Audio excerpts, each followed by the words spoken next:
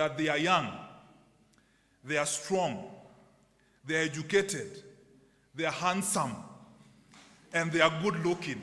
Are they not good looking? Thank you very much. You may have your seats.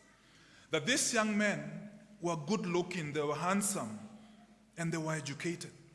And now they arrived in the great city of Babylon. And King Nebuchadnezzar made it his duty to select from among them those young men who were going to be taught the language and the literature of the Babylonian government. They were given over to the prince of the eunuchs, who was to see to it that they were educated. For 3 years, they were to study in the school of what was then the most advanced kingdom on earth. And after their training, they were to go before the king, who would assign them duties and responsibilities in his kingdom. But then these Hebrew men were given new names honoring the Babylonian idols. This change of names was very important to Nebuchadnezzar because he knew that their names had connection with their God. To Daniel, in the Hebrew, signified judge for God. And for Hananiah, it was gift of the Lord. Mishael, it meant who is what God is. And Mishael, who is what God is. Since these names had some reference to the true God and signified some connection, Nebuchadnezzar had to cut that link. And now he gave them new names. To Daniel, he gave him the name Belteshazzar, which means Prince of Bel. To Hananiah, he was given the name Shadrach, which means servant of sin. Mishael was given the name Meshach, which means the moon god. And Azariah, Abednego, which means the servant of Nebo, the Babylonian god. Probably you need to take a stroke of your name and see where your name now lies here. Shadrach, Meshach, I know a couple of Abednegos here. But then I'm just reporting some facts here now. Don't start having issues with me now. And so, they were to be fed straight from the king's table and be given the king's drinks. And this was a great honor from the king. But look at what Daniel does. Daniel chapter 1 verse 8, he says, "But Daniel purposed in his heart that he would not defile himself with the portion of the king's meat, nor with the wine which he drank, and therefore he requested the prince of the eunuchs that he might not defile himself." Daniel purposed in his heart. He made up his mind that he was not going to eat the rich food and meat that came from the king's table, nor was he going to drink of his wine. So Daniel requested the man who was taking care of them to just allow him and the Hebrew men to just take water and feed on vegetables. So why did Daniel do that? Why did Daniel and the three faithful worshippers of God not want the rich diet and the banquet from the Babylonian king? One of the reasons was this meat was first offered to their gods. And so if they were going to take part in eating that, then in a way they were going to bow down to their god, to the Babylonian gods. And so Daniel and his friends knew that very well. And that's the reason they said, "We will not do that. And we request you to also respect that." And secondly, most of the king's meat was from animals, according to Leviticus 11, that the Lord had termed them to be unclean and not fit for eating. And so Daniel and his men, they knew that. And so from Daniel's first decision, we get our first lesson, that Daniel made a decision. Daniel drew a line of resistance by disciplining his angers, by disciplining his appetites. He says that he does not want the abundance of that food. He did not want all the enjoyments that come from the king's table. What I want is basically vegetables and water. My dear Christian brother, you and I are responsible day after day for the appetites that we train ourselves and get ourselves ready for. We are filled with all sorts of hungers. We have emotional hungers, we have intellectual hungers, we have relational hungers, we have spiritual hungers. And it is imperative in a disciplined way that we train ourselves and take care of ourselves on what we enjoy and resist in good time that which we know that can get us softened up and forget our service to Yahweh. You remember the story of Joseph and Potiphar's wife. When Potiphar's wife made advances on Joseph, Joseph says to her, "Your husband, my master, has entrusted everything that is dear to him but you. How can I do such a thing and sin against the Lord?" What Joseph is saying, that even in the event that Potiphar's wife would say, "It is okay with my husband," Joseph would say, "But I am accountable to the Lord. How can I do such a thing and sin against the Lord?" You remember this story in 2016, it was highlighted in the Citizen TV of this one girl who was an orphan, and then the grandmother was taking care of her. And then she did very well in her KCSE, went to the University of Nairobi to do a degree in medicine. And so she got there and they were in some hostel. And she says that every Friday, all the other girls in the room would go out, go enjoy themselves and have a wonderful time. And this girl says one day, she thought of joining them. And when she was getting ready to go, she heard the voice of the Sunday school teacher, "Blessed is the man who does not walk in the counsel of the wicked."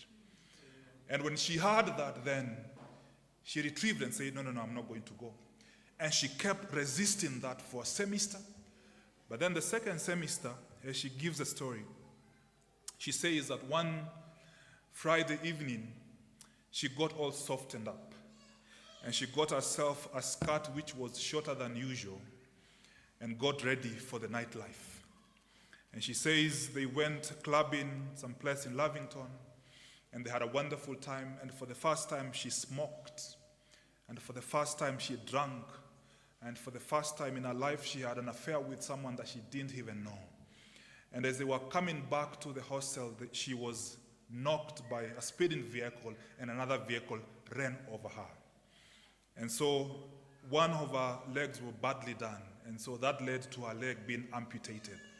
That was not even the end of the story. When they got to the hospital, they realized that this girl, as a result of the affair, she got pregnant. And much, much later, they also realized that she contracted some diseases. Now, look at this. She's an orphan, being taken care of by a PCA church. People contributed for her to go to school.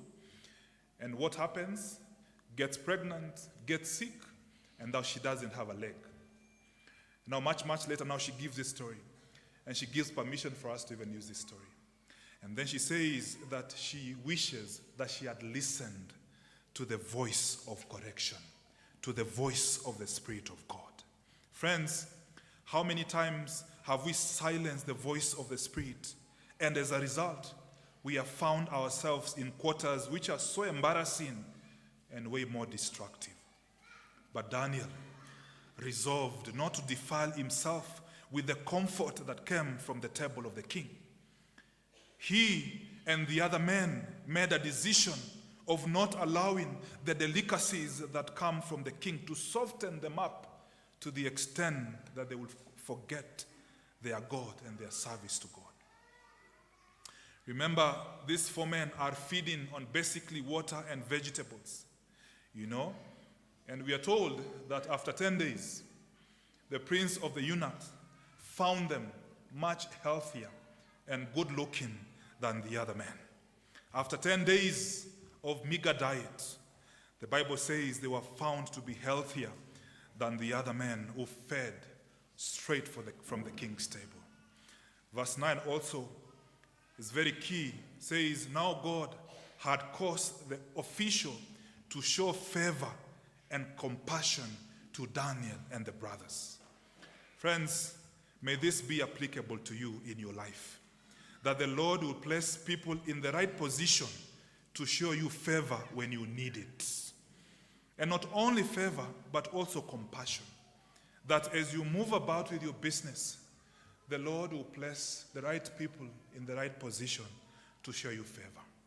That was one. And two, Daniel drew his line of dependency. Number one, line of resistance by disciplining his hungers and appetites. And number two, Daniel drew his line of dependence. Friends, our hope is in the Lord. The Bible tells us that after the 3 years of intense schooling, the graduates were brought before the king himself to have their final exam in his presence. And verse 18 and 20, now at the end of the days that the king had said, they were brought before him. Then the prince of the eunuchs brought them before Nebuchadnezzar. And the king communed with them. Listen to this. And the king communed with them. And among them all, they found none like Daniel, Hananiah, Mishael, and Azariah.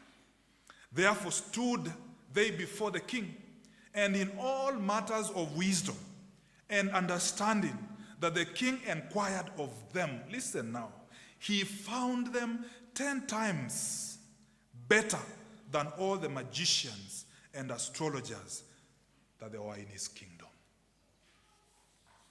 These were the best educated men at the time.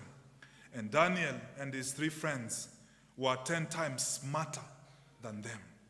It got to a point where Daniel depended not on his learning, not on his language, not on his philosophical training, and not on his understanding about the cultural ethos. But he knew that his wisdom came from the Lord. When you examine chapter 2, you realize that King Nebuchadnezzar had a dream. And in his dream, he saw a very gigantic stature, which had the head of gold and chest of silver, and a belly and thighs of bronze, and legs of iron, and feet of iron and clay mixed together. And then he saw a rock come from nowhere and come and smash this statue, And then he called this man and told them, I had a dream, and I want you people to give me the interpretation. Then he sends all the astrologers and they come. And then he tells them, I had a dream, and I want you people to give me the interpretation. And then they tell him, we are told they were smart. So they tell the king, give us a dream, and then we are going to give you the interpretation. But then,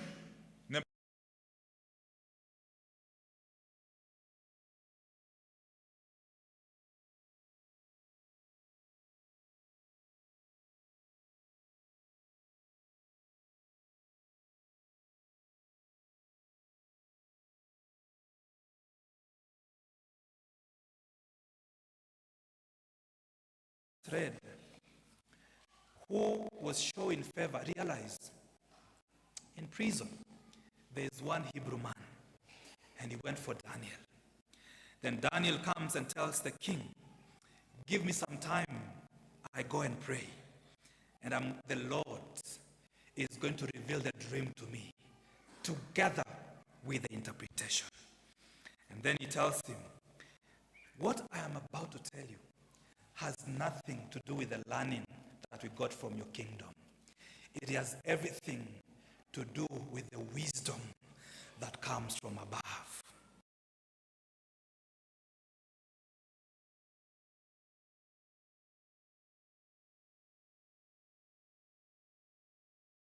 James chapter 3 verse 17 says, but the wisdom from above is first pure, then peaceable, gentle, open to reason, full of mercy and good fruits, impartial and sincere, producing a harvest of righteousness. And Proverbs 9:10 says, the fear of the Lord is the beginning of wisdom, and knowledge of the Holy One is understanding. Friends, may the Lord give us wisdom, even to manage circumstances in our lives. Daniel drew his line of resistance by disciplining his appetites and hungers. by fully depending on God, and finally, by his undoubted confidence in Yahweh. Daniel now was to choose between the King of Kings and the King of the land. And he undoubtedly chose the King of Kings. And he and the other Hebrew men said, if you want to throw us into the blazing furnace, then it is okay with us. And then he says, our heavenly Father, the captain of our salvation, is able to rescue us from that. Even in the event he does not do it, we will not worship your gods. That is confidence. That is confidence in the Lord. That we know that he is able to do it even in the event he chooses not to do it. We will not worship your God. The three men, as a result of that, they are thrown into the blazing furnace, which was, before they were thrown, it was okay. But then we are told in chapter 3, verse 22, it was heated 7 times hotter. It was made hotter 7 times. The furnace was so hot that the flames of the fire killed the soldiers who took Shadrach, Meshach, and Abednego in. They opened to throw them, but that fire consumed them. And the fire had not harmed. Listen to that. Those who were going to throw them, they are burned. But the people who've been thrown in, their bodies were not hurt, and the hair from their heads was not burned, and their robes were not scorched, and there was no smell of smoke in them. Friends, you see, when you stand up for Yahweh, he fights for you. When you don't doubt him, he never disappoints. When you stand firm in faith and in your Christian calling, the Lord raises an army to fight for you. Psalm 91 says, if you make the Most High your dwelling, even the Lord, who is my refuge, then no harm will befall you. No disaster will come near your tent. For he will command his angels concerning you to guard you in all your ways. They will lift you up in their hands, so that you will not strike your foot against a stone. For with long life I will satisfy you. Friends, I have a friend of mine who tells me, when you take care of other people's children, the Lord in his own way will take care of your own. If you pay school fees for someone's child, yours, the Lord will make sure that they will not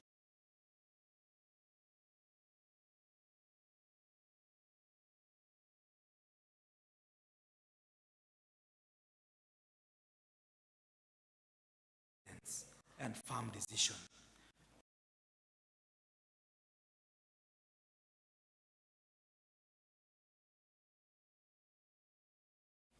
King Nebuchadnezzar, King Darius, and King Cyrus, they all believed in the God of Israel. You see, when you lead a godly life, people will look at your good deeds and they will be drawn to your heavenly Father. We are told in Matthew 5:16, in the same way, let your light shine before men. They will see your good deeds and glorify your Father who is in heaven. Daniel chapter 3 verse 28. King Nebuchadnezzar said, this is as a result of seeing what the Lord did. The Lord took care of those people. The king says this, praise be to the God of Shadrach, Meshach, and Abednego, who has sent his angels to rescue his servants. They trusted in him and defied the king's command, and they were willing to give up their lives rather than serve or worship any other god but their God. And verse 29, therefore, the king makes a decree. Therefore, I decree that the people of any nation or language who say anything against the God of the Hebrews, he be cut into pieces. And the king promoted the 3 in the province of Babylon.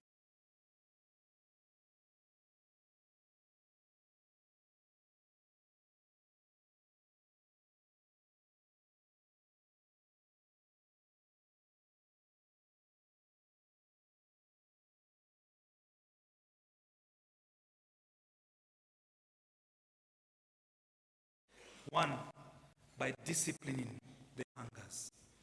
We have a responsibility to daily discipline our appetites. Even eating too much, it's a discipline that we need to get. And someone made an observation, and he says this respectfully, that if someone is overweight, that is also a sin. We have to start disciplining ourselves, our appetites and our hungers in good time. And number two, by depending on God, we draw our power from Him. We cannot do alone. We cannot make it alone. And number three, we see Daniel having his undoubted confidence in God.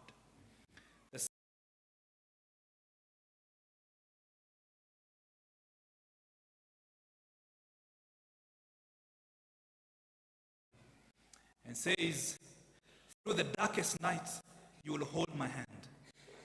Jesus, guide my way, because you mourn with me and you dance with me, for my heart is bound to you. You counsel me.